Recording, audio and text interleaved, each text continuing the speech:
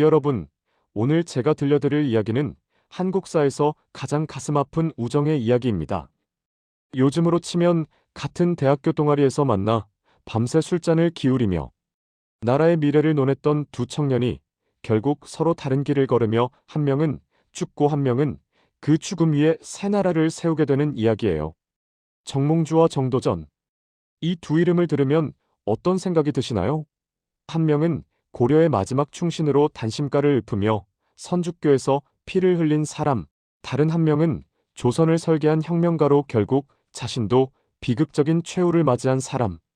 그런데 여러분, 이 두 사람이 한때는 서로를 같은 뜻을 가진 벗이라는 뜻의 동시무라고 부르며 가장 가까운 친구 사이였다는 걸 아시나요? 오늘은 이 두 사람의 이야기를 들려드릴게요. 단순히 역사 교과서에 나오는 충신과 개국 공신의 이야기가 아니라 같은 꿈을 꾸다가 갈라선 두 친구의 이야기. 그리고 그 선택이 어떻게 역사를 바꿨는지, 우리에게 어떤 질문을 던지는지 함께 생각해보는 시간이 되었으면 해요. 1. 이 군대로 무슨 일인들 못하겠습니까? 운명을 가른 한마디. 자, 먼저 가장 충격적인 장면부터 시작해볼게요. 1383년 동북면 어딘가의 군영이었습니다. 당시 정도전은 인생의 바닥을 경험하고 있었어요. 권문 세족에게 밉보여 유배를 당했다가 풀려났지만 도성 출입이 금지된 상태로 여기저기 떠돌아다니는 신세였죠. 요즘으로 치면 대기업에서 잘나가던 임원이 내부 고발을 했다가 블랙리스트에 올라서 어디서도 채용해주지 않는 상황과 비슷했을 거예요. 그런 그가 북방의 영웅 이성계를 찾아갔습니다. 외구 토벌로 명성을 날리던 장군, 조정의 권신들도 함부로 건드리지 못하는 군사력을 가진 그 사람을요.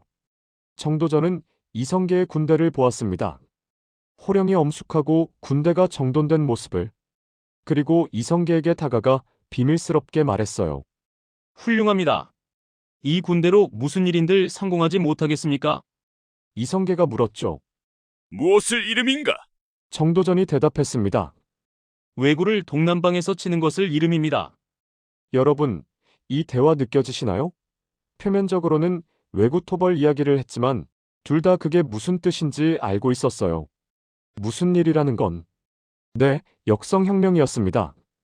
고려를 무너뜨리고 새 나라를 세우는 것.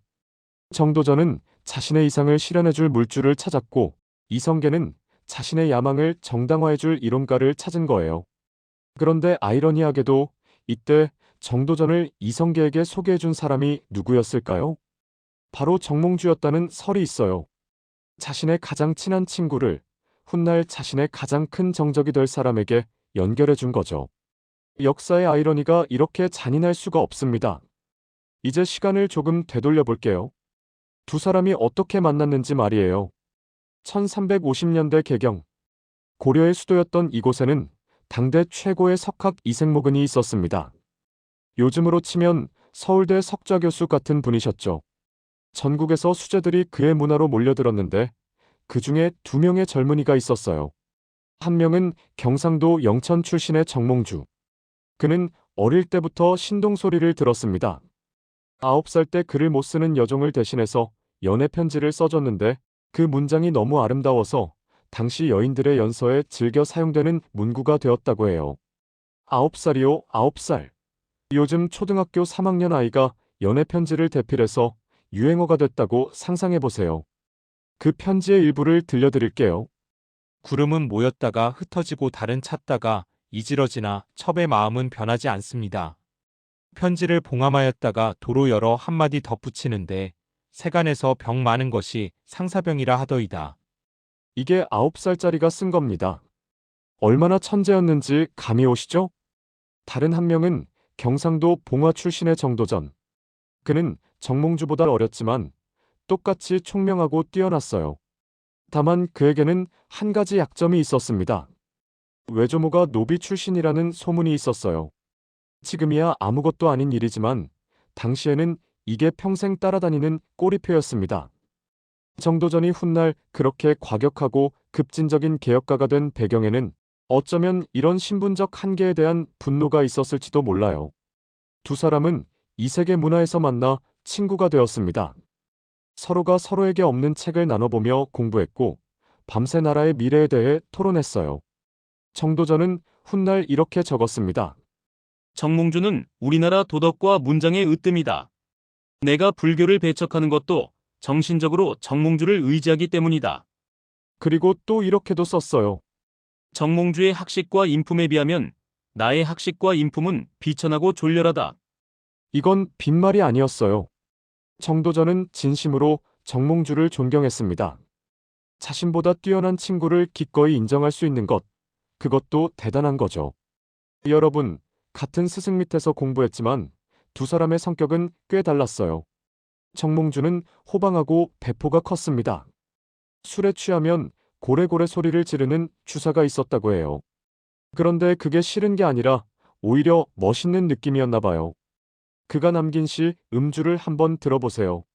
나그네 길 봄바람 만나니 미친 흥절로 난다. 아름다운 곳 만날 때마다 술잔을 기울이네. 집에 돌아와 돈을 다 썼다고 부끄러워 말자. 금낭에 한 가득 신시를 얻었으니 요즘 말로 하면 여행 다니면서 돈 다 썼어도 괜찮아. 인스타에 올릴 사진 많이 건졌으니까. 같은 느낌이랄까요? 이런 호쾌한 시를 지은 사람이 바로 충절의 상징 정몽주입니다. 의외로 술과 멋을 즐길 줄 아는 사람이었어요. 게다가 정몽주는 문신의 이미지가 강하지만 실제로는 외구 토벌에도 참전했던 문무를 겸비한 인물이었습니다. 이성계와 함께 전장을 누비기도 했죠. 그래서 당시 사람들은 그를 가리켜 왕을 보필할 재주라는 뜻의 왕좌지제라고 불렀어요. 정도전은 또 달랐습니다. 그는 감정적이고 타협을 모르는 성격이었어요. 누군가 지적하길 프로어그로꾼 성질이 매우 다분한 인물이었다고 합니다. 한 번은 이런 일이 있었어요. 정도전이 신발을 짝짝이로 신고 외출을 했는데 하인이 대감, 서로 다른 신발을 신고 나오셨습니다라고 지적했죠.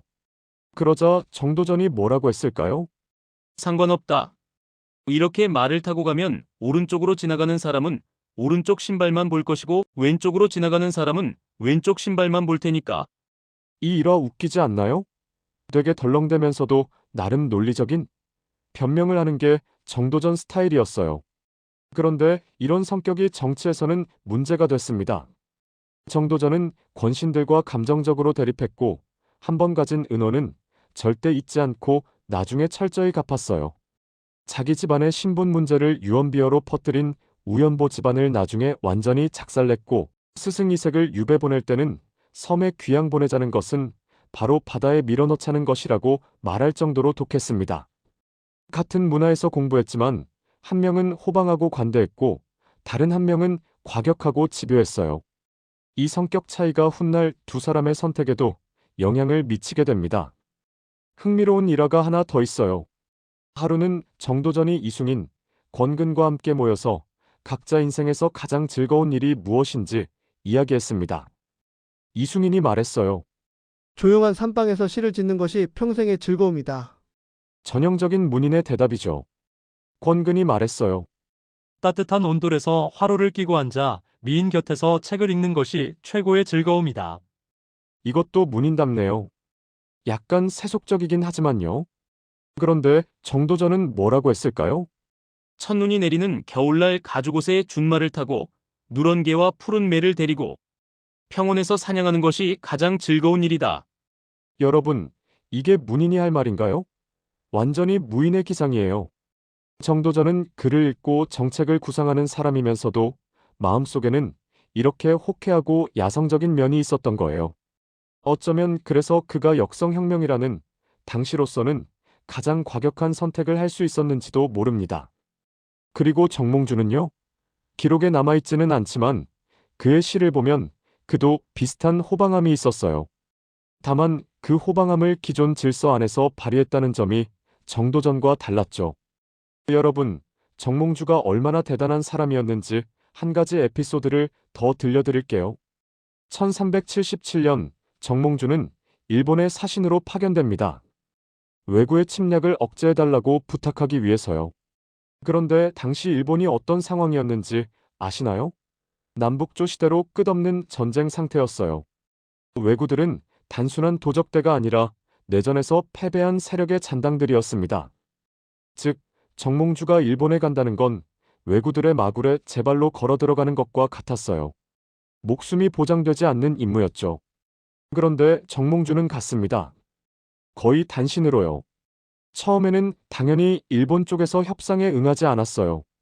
시간은 흐르고 준비해간 돈도 떨어지고 정몽주는 앞으로 어떻게 해야 할지 탄식하는 시를 남기기도 했습니다. 하지만 포기하지 않았어요. 그리고 마침내 해냈습니다. 일본의 영주를 설득해서 고려인 포로 수백 명을 구출해 데리고 왔어요. 이후에도 왜구에게 노비로 혹사당하는 고려 양민들을 구하기 위해 사제를 털고 다른 대신들을 설득해 돈을 모아 그들을 고려로 데리고 오기도 했습니다. 정몽주의 이런 노력에 감탄한 일본의 영주가 매번 고려인 포로를 100여 명씩 돌려보내줬다고 해요. 고려시대와 조선시대를 통틀어 끌려간 양민 구출에 이렇게 노력을 기울인 관리가 드물었다는 걸 생각하면 정몽주는 정말 특별한 사람이었어요. 이런 경험이 정몽주를 어떤 사람으로 만들었을까요? 그는 고려라는 나라를, 그 백성을 너무나 사랑했습니다. 그리고 그 사랑이 나중에 고려를 끝까지 지키겠다는 결심으로 이어진 거예요. 반면 정도전은 어땠을까요? 그는 권신들에게 밉보여 유배를 당했습니다. 처음에는 분노했겠죠. 내가 뭘 잘못했다고 라며요. 그런데 유배 생활이 정도전을 바꿨어요. 그는 유배지에서 천민들과 어울리며 살았습니다. 처음에는 불호를 훈시하던 오만함이 있었지만 시간이 지나면서 그들의 지식과 지혜를 이해하게 됐어요. 정도전은 삼봉집에서 이렇게 적었습니다. 백성은 지극히 약하지만 힘으로 위협할 수 없고 지극히 어리석지만 지혜로서 속일 수 없는 것이다. 백성이 임금을 버리고 따르는 데 있어서는 털끝만한 여지도 용납되지 않는다. 이게 바로 민본주의의 핵심이에요. 백성이 나라의 근본이라는 생각. 정도전은 유배 생활에서 이걸 뼛속 깊이 깨달은 거예요. 그리고 이 깨달음이 그를 역성혁명으로 이끌었습니다. 고려를 개혁하는 게 아니라 아예 새 나라를 세워야 백성을 구할 수 있다고 생각하게 된 거죠. 1388년 역사적인 사건이 일어납니다. 바로 위화도 회군이에요. 최영 장군과 우왕은 요동정벌을 추진했습니다. 명나라를 치자는 거였죠. 하지만 이성계는 반대했어요. 승률이 너무 낮은 싸움이라고 판단한 거예요. 실제로 당시 명나라는 엄청나게 강력했고 고려가 정면으로 붙으면 망할 수도 있었습니다. 이성계는 위화도에서 군대를 돌렸습니다. 그리고 개경으로 진군해서 최영을 제거하고 우왕을 폐위시켰어요. 여기서 중요한 건 정몽주도 위화도 회군에 찬성했다는 거예요. 정몽주는 친명파였고 무모한 요동정벌이 고려를 망하게 할 수 있다고 판단했습니다. 고려를 지키기 위해 회군에 찬성한 거죠. 정도전도 당연히 찬성했습니다. 그는 이성계의 측근이었으니까요. 이 시점까지는 두 사람이 같은 편이었어요. 둘 다 고려를 지키고 개혁하자는 생각이었습니다. 적어도 겉으로는요. 그런데 문제는 그 다음이었습니다. 이성계가 점점 더 큰 야심을 드러내기 시작한 거예요. 위화도 회군 이후 이성계 세력은 우왕을 폐위시켰습니다. 그리고 우왕의 아들 창왕을 세웠죠. 여기서 정몽주는 어떤 입장이었을까요? 놀랍게도 정몽주는 우왕과 창왕의 폐위에 반대하지 않았어요. 심지어 적극적으로 찬동했습니다. 왜 그랬을까요? 정몽주에게 충성의 대상은 특정 왕 개인이 아니라 고려와 왕씨 왕실이었기 때문이에요. 우왕은 폭군으로 악명이 자자했고 무모한 요동정벌을 밀어붙인 장본인이었습니다. 정몽주는 고려를 지키기 위해 우왕을 폐위시키는 게 맞다고 판단한 거예요. 그리고 공양왕이 옹립됩니다. 공양왕은 명백한 왕씨 혈통이었고 우왕이나 창왕처럼 혈통에 관한 의혹도 없었어요. 이 시점에서 정몽주는 생각했을 거예요. 이제 됐다. 왕씨 왕조를 유지하면서 개혁을 하면 된다. 이성계는 강력한 무신으로서 왕을 보좌하면 되고 나는 재상으로서 나라를 개혁하면 된다. 그런데 이성계 세력의 목표는 거기서 멈추지 않았습니다. 그들은 왕씨 왕조 자체를 없애려고 했어요. 공양왕 시절 정몽주와 정도전 사이에 금이 가기 시작합니다. 정도전은 이성계의 측근으로서 권력의 핵심에 있었어요. 그런데 그의 행보가 점점 노골적으로 역성혁명을 향해 가고 있었습니다. 당시 조정에서 이런 말이 돌았다고 해요. 이 나라가 이씨의 나라냐 정씨의 나라냐? 정도전이 너무 권력을 휘두른다는 불만이었죠. 물론 이건 이방원 일파의 프로파간다 측면도 있었지만 정도전에 대한 반감이 상당했던 건 사실이에요. 정몽주는 이 상황을 어떻게 봤을까요? 그는 이성계가 고려의 권신으로 남을 줄 알았어요. 일본의 막부처럼요. 실제로 정몽주는 일본의 외교관으로 다녀온 경험이 있어서 막부 체제를 잘 알고 있었습니다. 왕실은 유지하면서 실권은 무신이 주는 형태. 고려에도 무신 정권이 있었으니까요. 하지만 정도전과 이성계가 원하는 건 그게 아니었어요. 아예 새 나라를 세우는 것이었습니다.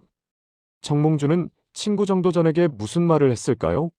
기록에는 남아있지 않지만 분명 진지한 대화가 있었을 거예요. 자네 정말 이렇게 갈 건가? 형, 고려는 이미 끝났어. 새 나라를 세워야 백성을 살릴 수 있어. 두 친구의 대화가 점점 평행선을 달리기 시작했습니다. 1392년 초 정몽주에게 기회가 왔습니다. 이성계가 사냥을 나갔다가 말에서 떨어져 크게 다친 거예요. 여러분, 이게 얼마나 큰 기회였는지 아시나요? 이성계의 힘은 군사력에서 나왔는데 그가 누워있으면 그 군사력을 쓸 수 없잖아요. 정몽주는 이 틈을 놓치지 않았습니다. 그는 간관들을 조종해서 공양왕에게 이성계 일파를 극형에 처해야 한다고 몰아붙였어요. 관원들을 시켜 이성계 일파를 고문해 죽여야 한다고 엄명을 내리기도 했습니다. 냉혹했어요. 고결한 도덕군자의 모습은 아니었죠. 하지만 정몽주 입장에서는 이게 마지막 기회였어요. 여기서 이성계 세력을 꺾지 않으면 고려가 끝나는 거였으니까요. 실제로 정몽주의 공세는 효과가 있었습니다. 정도전을 포함한 이성계 일파의 핵심 인물들이 유배를 가거나 탄핵을 당했어요. 정도전 자신도 공신노권을 박탈당하고 나주로 유배됐습니다. 정몽주가 승리하는 것처럼 보였어요. 그런데 이성계의 다섯째 아들 이방원이 움직입니다. 이방원은 병문안을 핑계로 정몽주를 찾아갔어요. 그리고 술자리에서 시로 정몽주의 마음을 떠봅니다. 이게 바로 그 유명한 하여가예요. 이런들 어떠하리 저런들 어떠하리. 만수산 드렁치기 얽혀진들 어떠하리. 우리도 이같이 얽혀서 100년까지 누리리라. 해석하면 이래요. 이렇게 하면 어떨까요? 저렇게 하면 어떨까요? 덩굴이 얽히듯. 우리도 한편이 되어 100년 동안 잘 살아봅시다. 이방원의 제안이었습니다. 선생님, 우리 편으로 오세요.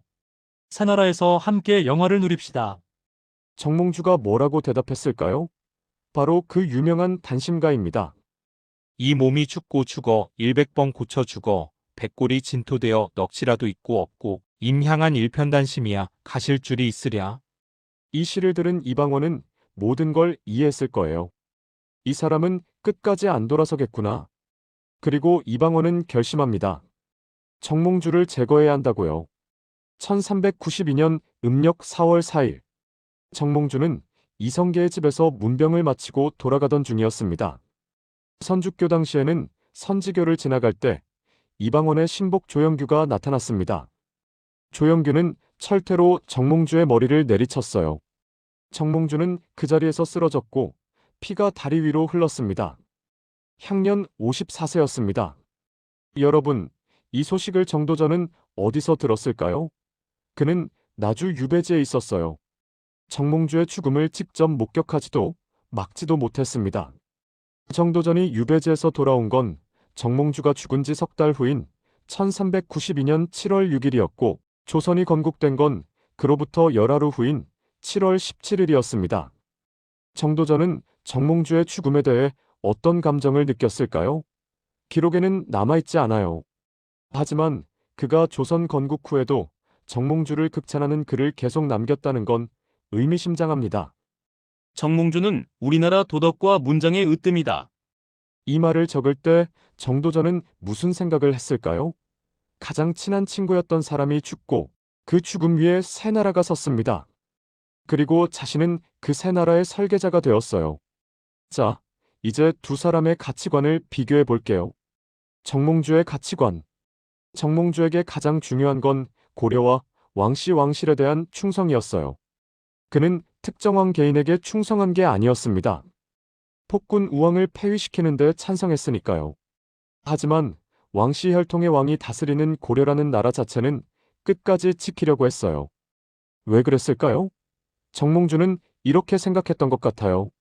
나라가 아무리 썩어도 새 나라를 세우는 것보다는 기존 나라를 개혁하는 게 낫다. 역성혁명은 너무 많은 피를 부른다. 실제로 정몽주의 우려대로 조선 건국 과정에서 왕씨 대학살이 일어났고 개국 후에도 왕자의 난으로 피바람이 불었습니다. 정도전의 가치관. 정도전에게 가장 중요한 건 백성이었어요. 그는 민본주의자였습니다.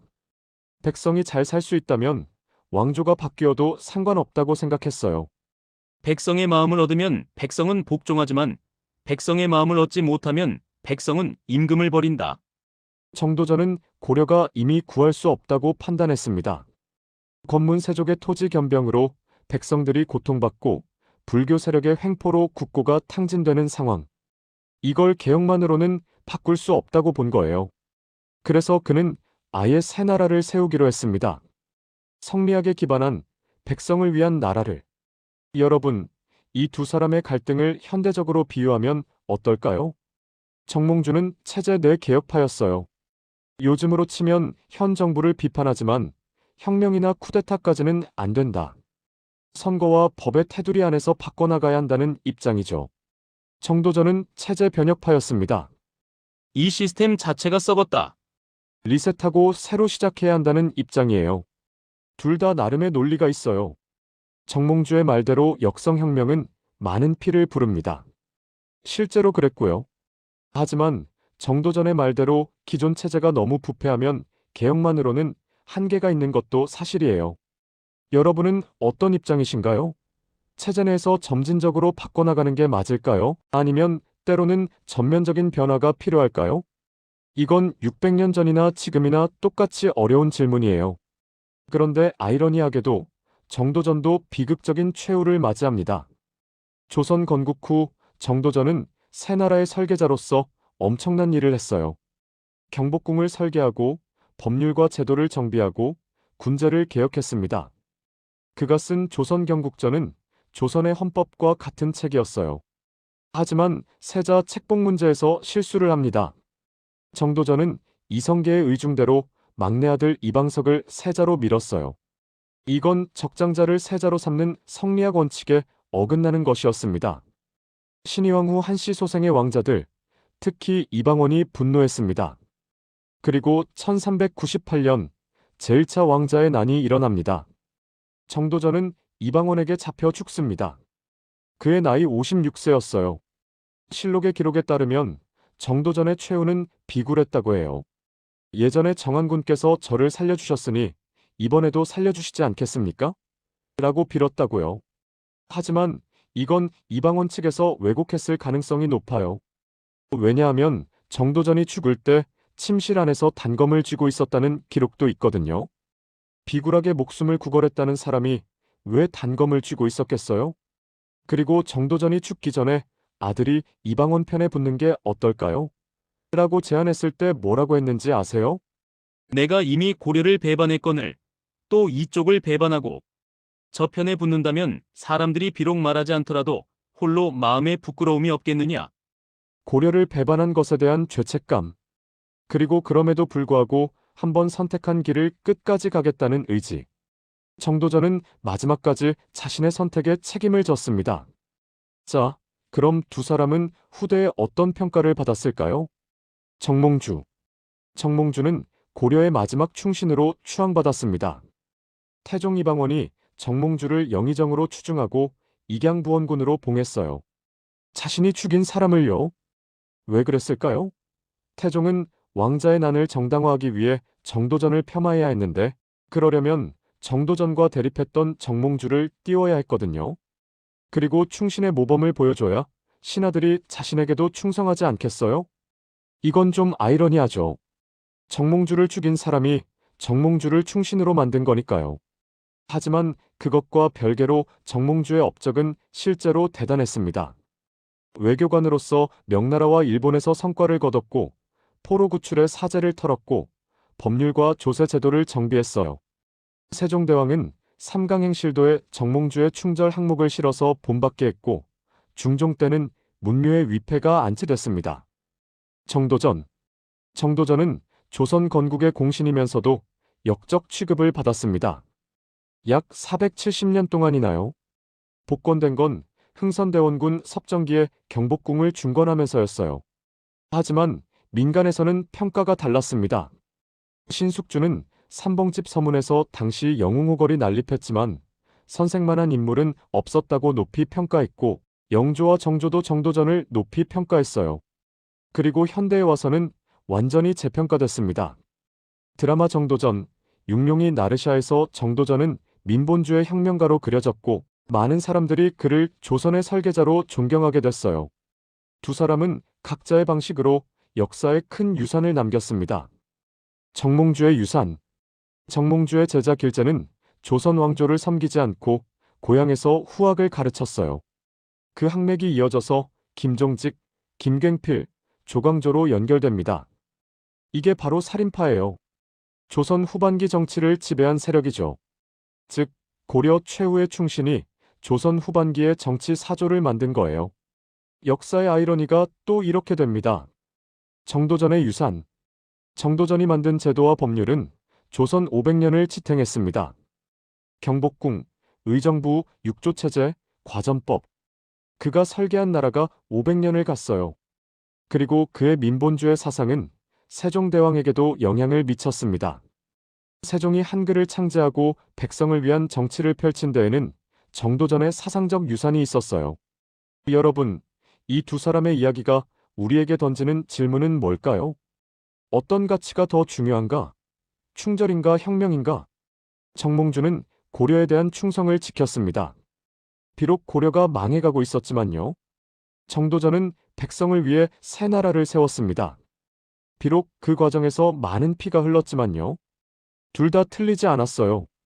둘 다 자신의 신념에 따라 행동했고 그 신념에 목숨을 걸었습니다. 어쩌면 이게 역사의 비극일지도 몰라요. 같은 꿈을 꾸던 두 친구가 그 꿈을 이루는 방법이 달라서 갈라섰고 한 명은 죽고 한 명은 그 죽음 위에 새 나라를 세웠습니다. 하지만 그래서 더 가슴이 아프고 그래서 더 생각할 거리를 주는 것 같아요. 여러분, 마지막으로 이 장면을 상상해 보세요. 정도전이 유배지에서 정몽주의 죽음 소식을 들었을 때 그는 무슨 생각을 했을까요? 형, 결국 이렇게 되었구나. 우리가 함께 꿈꾸던 세상은 형이 원하던 방식으로는 이루어지지 않았어. 하지만 나는 끝까지 갈 거야. 형이 죽은 이 땅 위에 새 나라를 세울 거야. 그리고 그 나라에서 백성들이 잘 살게 할 거야. 형도 그걸 원했잖아. 방법만 달랐을 뿐. 정도전은 조선 건국 후에도 정몽주를 극찬하는 글을 지웠어요. 죽음으로 갈라섰지만 친구에 대한 존경과 애정은 끝까지 남았던 거예요. 정몽주의 학식과 인품에 비하면 나의 학식과 인품은 비천하고 졸렬하다.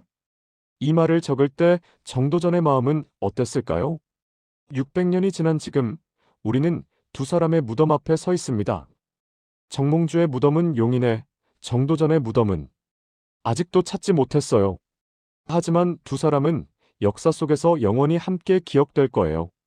같은 꿈을 꾸다가 갈라선 두 친구로, 각자의 방식으로 역사를 바꾼 두 사람으로. 여러분, 오늘 이야기 어떠셨나요? 정몽주와 정도전, 두 사람의 우정과 결별, 그리고 그들이 남긴 유산에 대해 생각해보는 시간이 되셨으면 좋겠습니다. 다음 시간에 또 다른 역사 속 인물들의 이야기로 찾아뵐게요. 지금까지 들어주셔서 감사합니다. 주인이 잘 살 때 그 밑에서 많은 은혜를 받으며 지내다가 그 주인이 늙고 병들어 후사를 부탁하는데 어찌 그 손에 침을 뱉을 수 있겠는가? 고려의 명운이 그렇다면 오직 함께 죽을 뿐. 정몽주. 백성은 지극히 약하지만 힘으로 위협할 수 없고 지극히 어리석지만 지혜로서 속일 수 없는 것이다. 정도전.